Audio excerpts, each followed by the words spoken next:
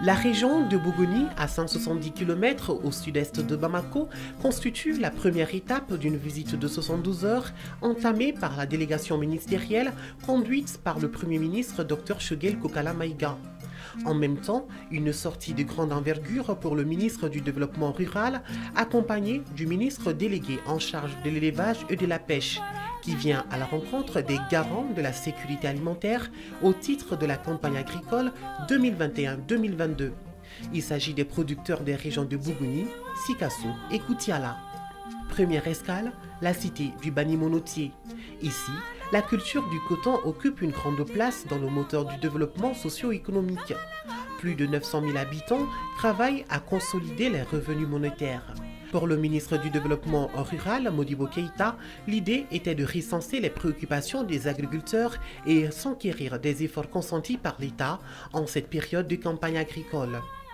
Au cours d'une première entrevue entre les producteurs, les forces vives de Bougouni et la délégation ministérielle, les échanges ont surtout porté sur l'augmentation des engrais subventionnés par l'État.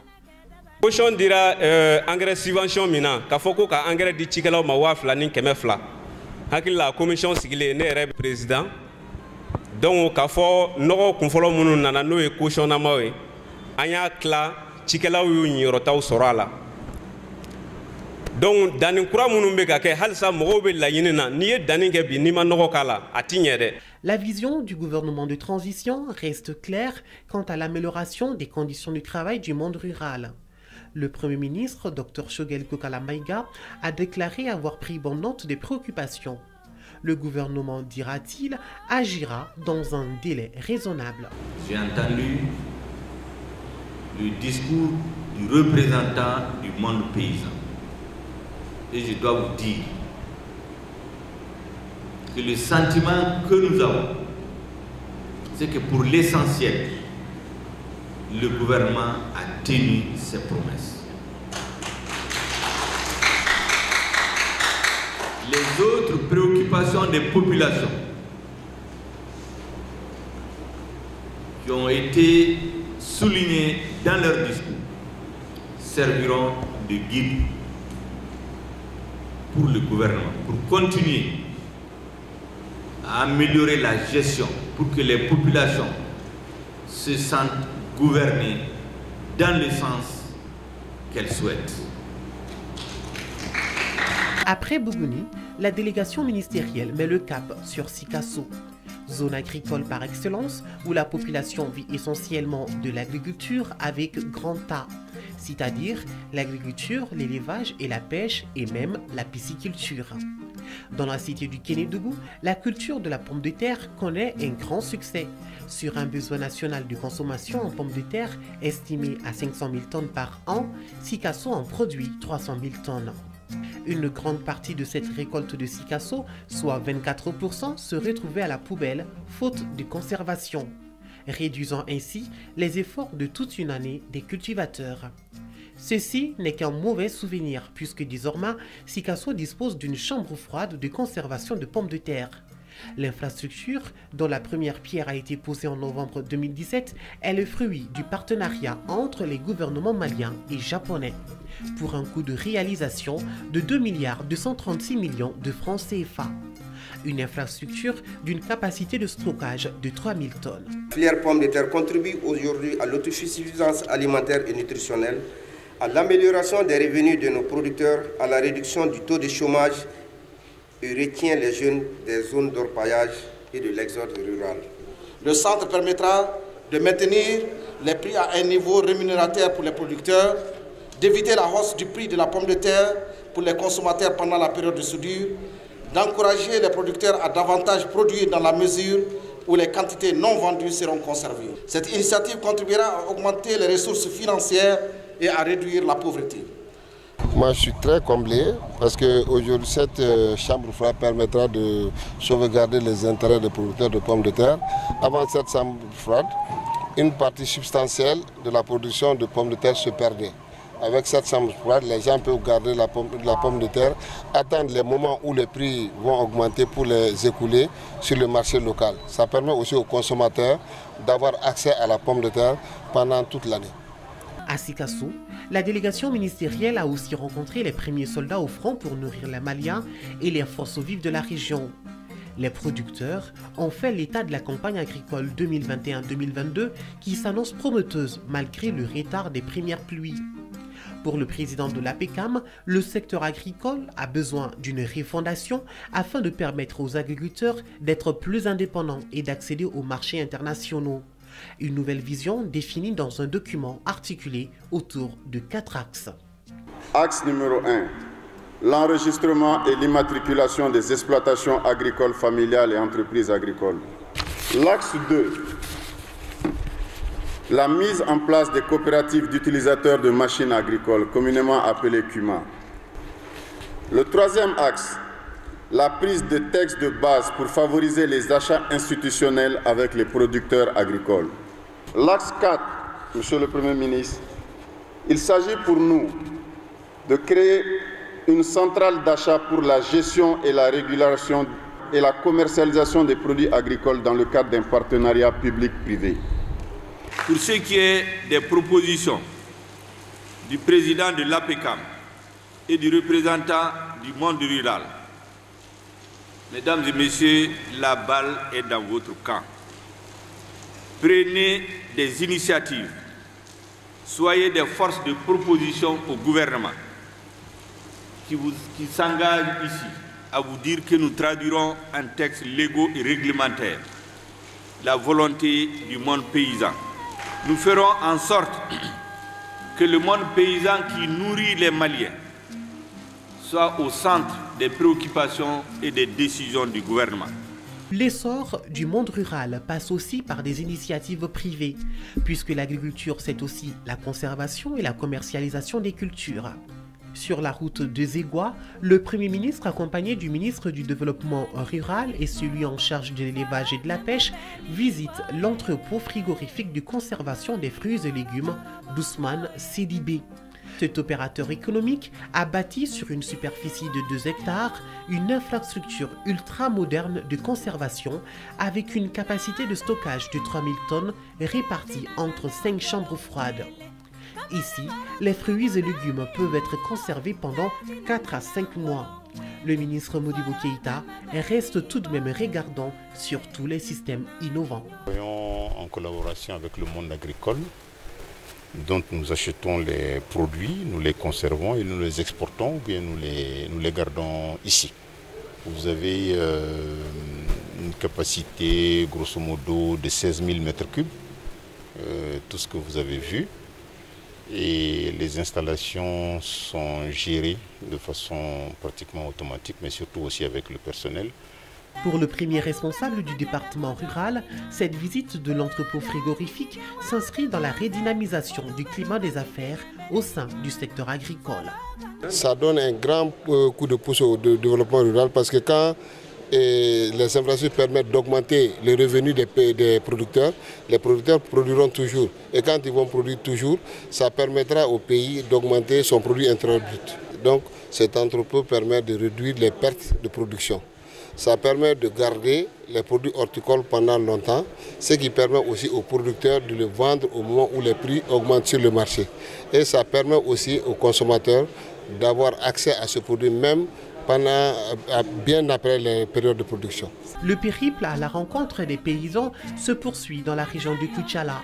Mais avant, une escale s'impose à Dounaouma, à 40 km de Sikasso, où la physionomie des 50 hectares de coton a séduit la délégation ministérielle. Le ministre Keïta s'empresse pour serrer la main de Taïrou Boaté, propriétaire du champ, en le félicitant pour cette reprise de la culture du coton dans la région de Sikasso.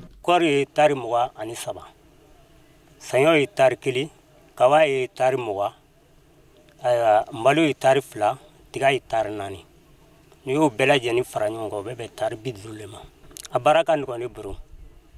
Kadaka ni jiko konte a baraka ndiko bro.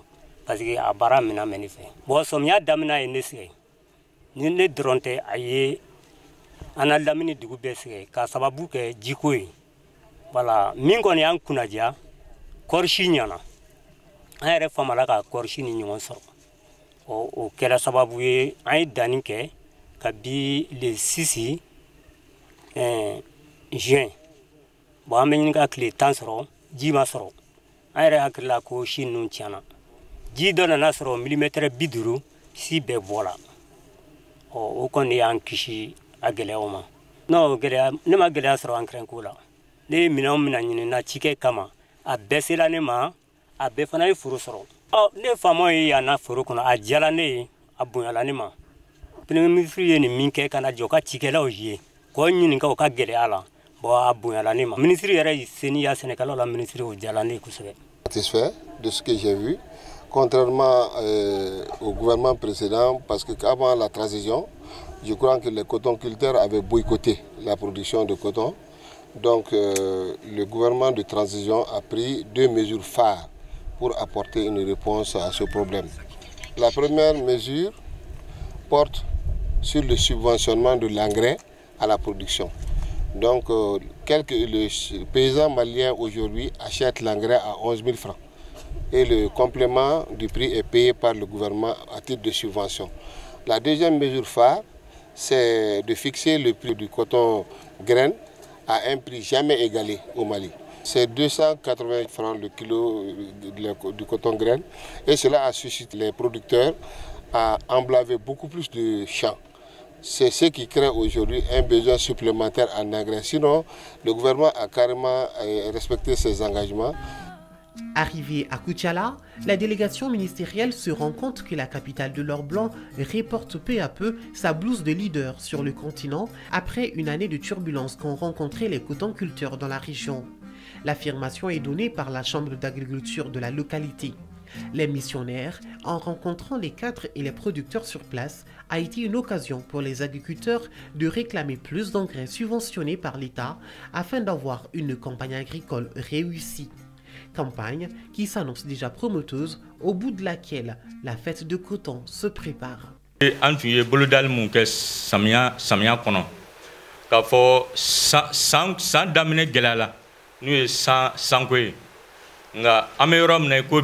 An bɛ Ala tanu ka waliɲuman dɔn n'a forola nin cogo la an b'a fɔ Mali bɛ bɔ kɔngɔ na an ye layiru ta an ka gouvernement ye k'a fɔ sɛnɛkɛlaw labɛnnen don ka fɛn mun kɛ Ala barika la sɛnɛkɛlaw y'o se kɛ n'i ye saɲɔ ta kɛmɛ sara la an tɛmɛna n'i ye kenige fana ta komi ale ye kɔsala ɲɔ ye an ye 95 sɔrɔ o la.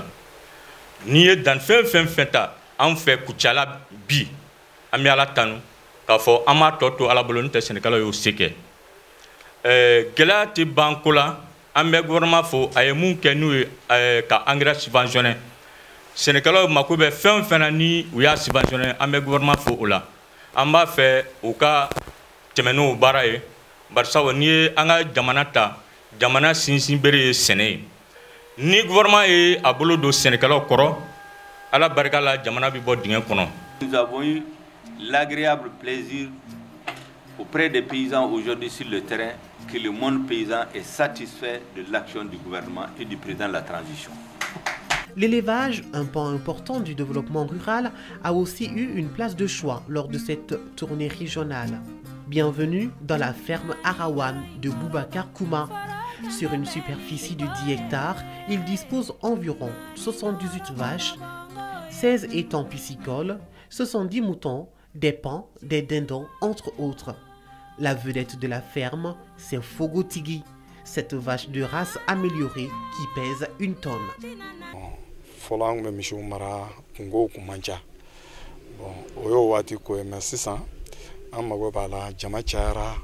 Fo nono bota ka caya sogo bota ka caya quoi bon be nono fere be jɛgɛ fana fere wa be misi den fana fere quoi on bolo an be litre duma 325 francs au lieu de dugu kɔnɔ on va faire 500 francs un chiffre d'affaires annuel on va à 80 à 100 millions quoi. Si les vaches ont une production laitière de 200 litres par jour, la disponibilité de l'aliment bétail comme le fourrage reste l'une des difficultés. Les vaches n'hésitent même pas à s'offrir un duel pour le restant du fourrage dans le majoir. C'est un sentiment de fierté, c'est un sentiment qui démontre à suffisance que nous avons des producteurs, des éleveurs, des pisciculteurs, des aquaculteurs à travers le pays qui doivent être encouragés. Donc, je pense que tous les contours de la question viennent d'être tracés par le Premier ministre, chef du gouvernement, et qui nous a donné des instructions pour traduire dans les actes les recommandations, les propositions des éleveurs, des agriculteurs, des aquaculteurs et j'en passe. Quand vous prenez la population malienne, 80% de la population vit dans le secteur rural. Donc quelqu'un qui arrive à développer ce secteur va avoir un pays qui se portera très bien. Et même par rapport aux investisseurs, facilement ils peuvent venir faire des investissements parce que c'est 80% plus 20% de la population. Si tous les 100% ont un pouvoir d'achat, tous les investisseurs, notre pays va être attrayant pour les investisseurs privés. La sortie de 3 jours dans les régions de Bougouni, Sikasso et Koutiala a été sanctionnée par un point de presse animé par le chef du gouvernement qui était porteur du message du président de la transition, le colonel Assimi Goïta, aux populations de ces régions. Surtout en ce qui concerne la vulgarisation du contenu du programme d'action du gouvernement. Je salue l'engagement pris par le président de l'APECAM au nom des paysans de faire de la campagne agricole en cours une réussite, de manière à ce que notre pays regagne sa première place de producteur de coton en Afrique au sud du Sahara. Le troisième message qui s'attache à ma visite est l'engagement du gouvernement à accompagner les initiatives locales, l'entrepreneuriat des acteurs du secteur privé, en particulier dans le domaine de l'agro-business. Dans cette quête, j'ai rassuré les populations et les autorités régionales et locales de l'engagement du gouvernement et du chef de l'État à faire de la transition politique en cours un tremplin pour une véritable refondation de notre pays, en vue de l'avènement du Mali Kura, le Mali nouveau. Auparavant, la délégation ministérielle a respecté la tradition, celle de se rendre chez les notabilités de Bougouni, Sikasso et Koutiala, précisément dans la famille du Djamanatiki Barou Ouattara et l'imam de la grande mosquée de Koutiala pour des salutations d'usage. Ensemble, les autorités traditionnelles et religieuses ont formulé des bénédictions pour un Mali de paix, pour la réussite de la transition et pour une bonne campagne agricole 2021-2022.